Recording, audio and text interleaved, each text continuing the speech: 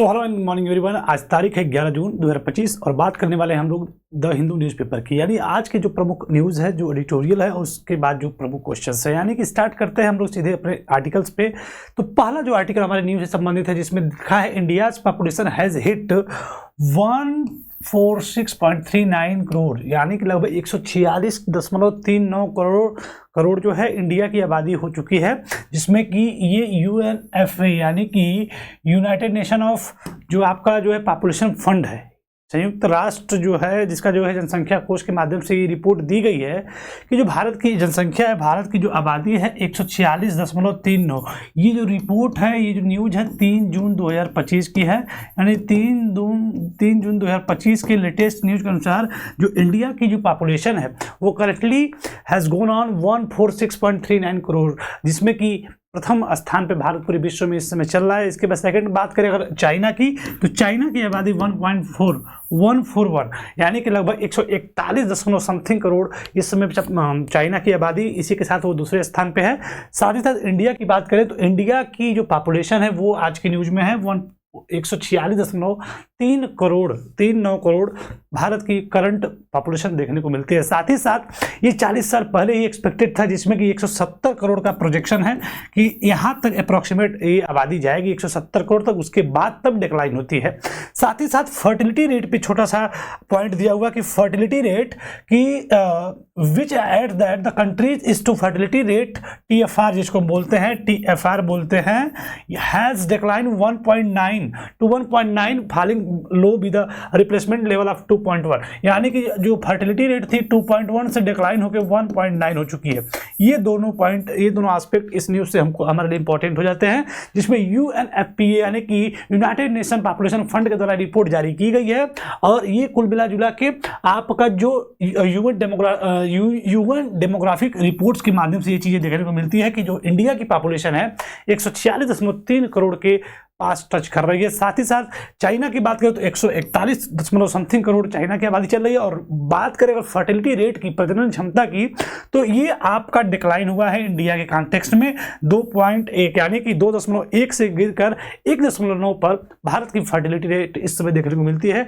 ये हमारे news article और तमाम देशों के डेटा भी शेयर किए हुए हैं।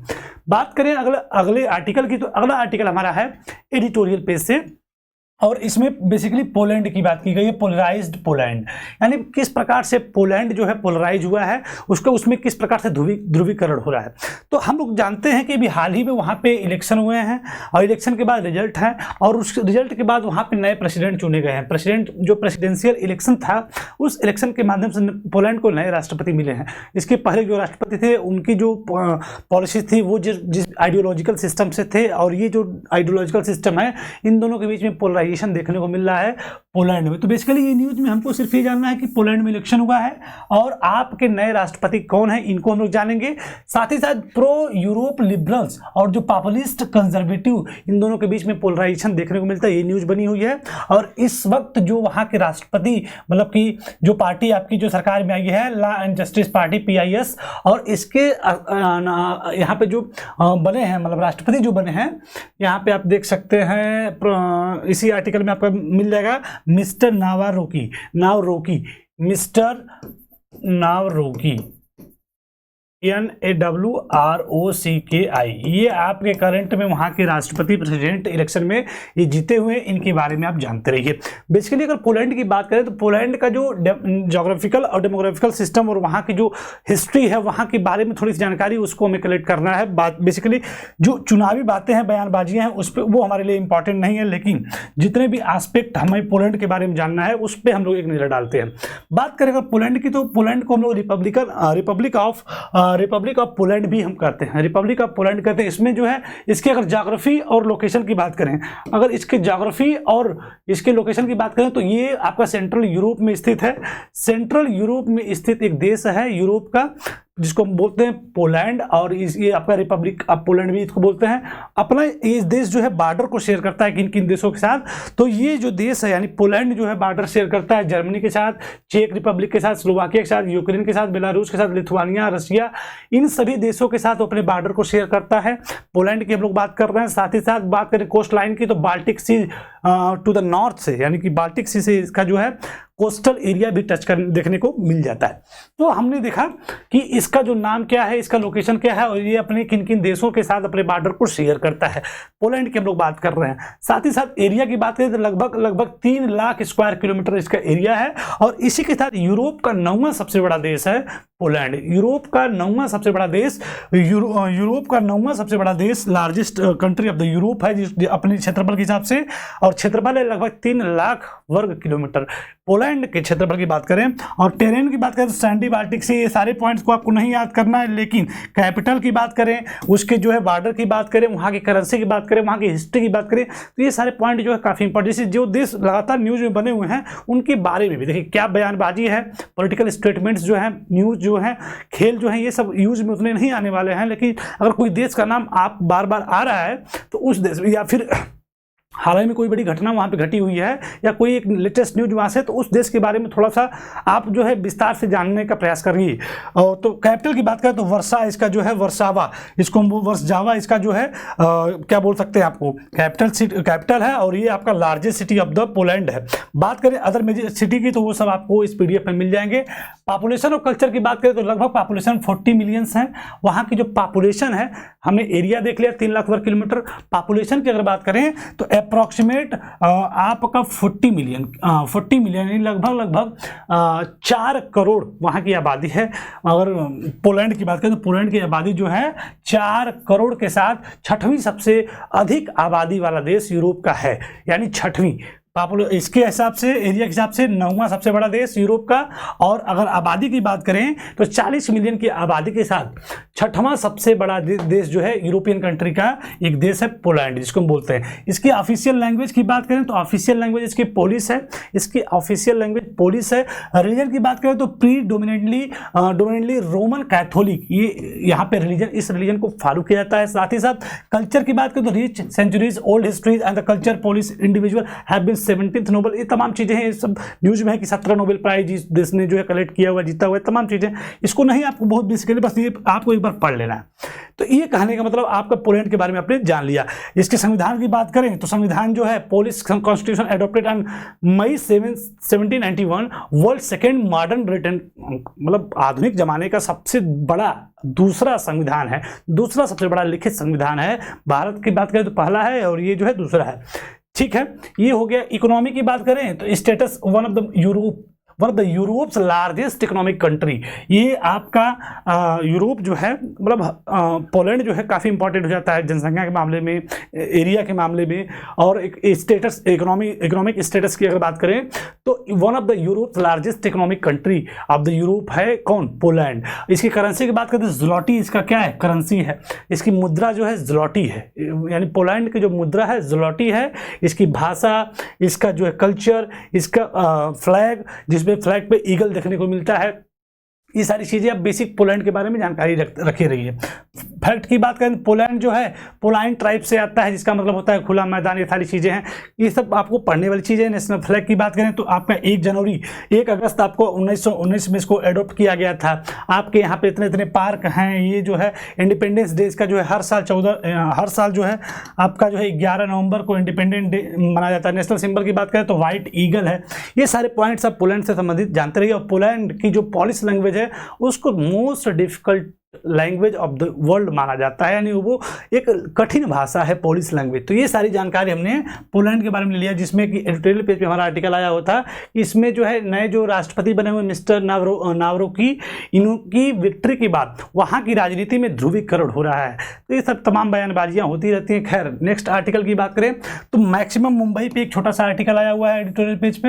ये पूरा बेसिकली जो आर्टिकल हमारा है क्राउड मैनेजमेंट पे, किस पे है, क्राउड मैनेजमेंट पे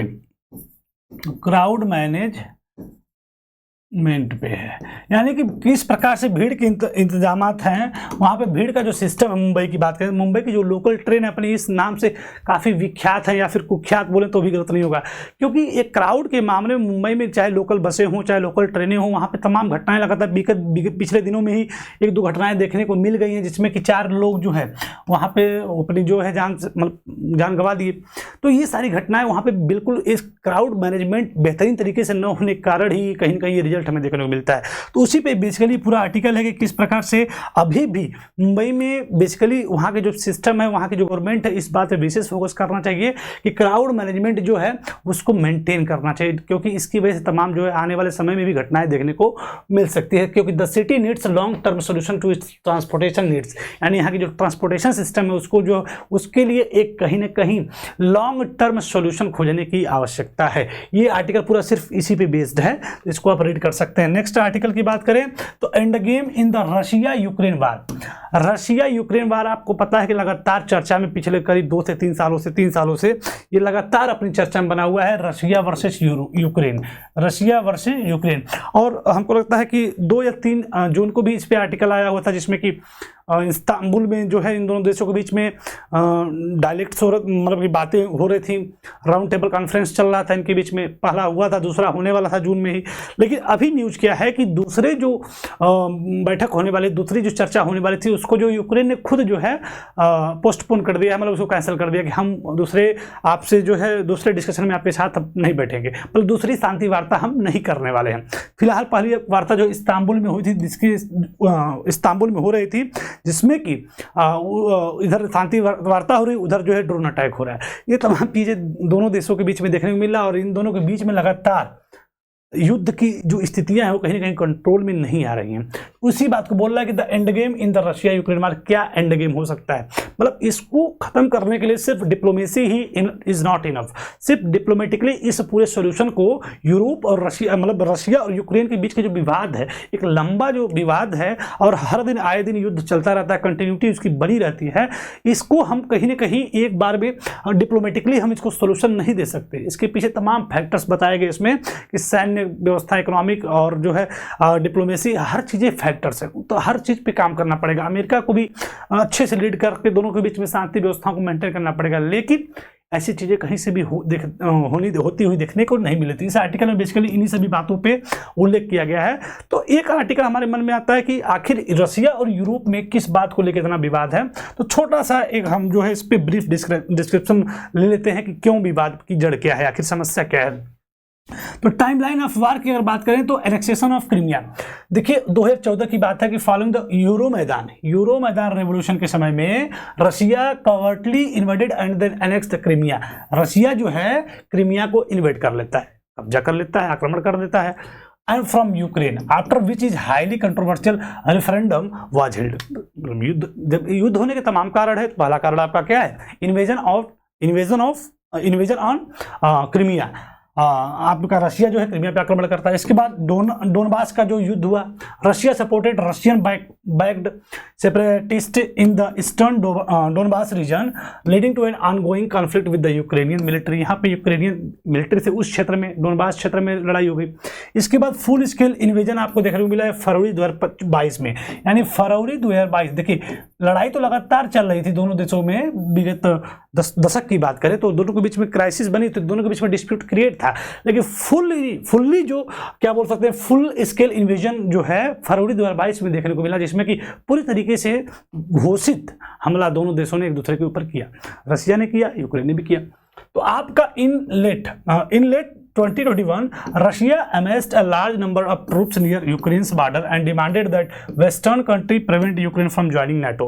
जिसमें ये बातें कही गई कि नाटो को तो आप ज्वाइन नहीं करेंगे, मतलब यूक्रेन जो है नाटो का सदस्य है वर्तमान में, लेकिन नाटो को ज्वाइन नहीं कराने देना चाहता है कौन, रशिया। जब वो ज्वाइन करता है तो उसके लिए रोकता है, जब वो रोकता है तो फिर विवाद क्रिएट होता है।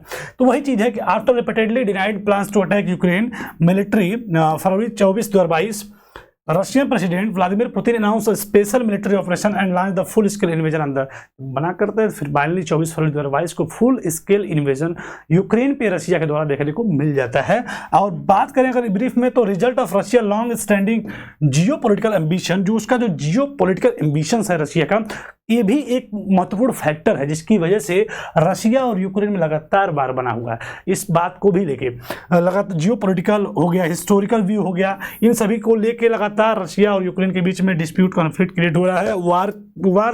वार चल रहा है दोनों के बीच में। Pro western which is perceive as a threat to its own power and in वो चीज़ें हैं। तो कहने का मतलब ये चीज़ें हैं कि जो एग्जिस्टिंग कन्फ्लिक्ट है वो उसके पीछे तमाम कारण है। तो जिसमें 2-3 कारणों को हमने देख लिया। क्रीमिया पे रशिया के द्वारा किया जाने वाला हमला, डोनबास क्षेत्र में दोनों के द्वारा मिलिट्री, मतलब 2014 में भी आपका विवाद क्रिएट हुआ था। इसके बाद आपका इसके फरवरी 2022 में अगर बात करें, 24 फरवरी 2022 की, तो वहाँ पे फुल स्केल इन्वेजन रशिया और यूक्रेन के बीच में देखने को मिल सकता है। और वहाँ से लेकर अब तक लगातार युद्ध की एक बड़ी भयावह स्थिति दोनों देशों के बीच में बनी हुई है। तो ये सारी चीज़ें इस आर्टिकल में बताई गई। आर्टिकल में इन्हीं सब परिस्थितियों के फलस्वरूप किस प्रकार से निपटा जाए। तो सिर्फ diplomacy is not enough to handle this types of situation. इस प्रकार के सिचुएशन को हल करने के लिए सिर्फ और सिर्फ इस तरीके की डिप्लोमेसी करके नहीं, मतलब समस्याओं का हल हो सकता है। इस पे जो है कहीं ना कहीं तमाम फैक्टर्स हैं और उन तमाम फैक्टर्स को हल करने के लिए तमाम फैक्टर्स पे आपको काम करने पड़ेंगे। ये सारी बातें इस आर्टिकल में देखने को मिल जाती है। तो आज हमने डिस्कशन किया इन सभी आर्टिकल पे, छोटे छोटे आर्टिकल्स पे। इसके बाद हम लोग अगर क्वेश्चन की बात करें तो रशिया यूक्रेन पे ही आप, रशिया और यूक्रेन के बीच में जो वार की स्थिति उस समय से लेके, यानी जो कारण थे, रीजन, और वर्तमान में जो है करंट सिचुएशन, यहाँ तक की पूरी कंप्लीट जो है सिचुएशन को आप लोग ब्रीफली डिस्क्राइब करेंगे। तो कहीं ना कहीं एक आइडिया लग जाएगा रशिया और यूक्रेन के बीच में विवाद के जो हिस्ट्री रहा, वर्तमान में विवाद की जो स्थिति है और उसका जो परिणाम पर डे वर्तमान समय में देखने को मिल रहा है, उस पर प्रकाश आप डालेंगे और उसको बाकायदा लिखने का प्रयास करेंगे 100 वर्ड्स में। तो फिलहाल आज के इसी तरह मित्रा ही इसी के साथ साइन ऑफ करते हैं। मिलते हैं कल कुछ नए आर्टिकल, कुछ नए न्यूज़ के साथ। Thank you everyone.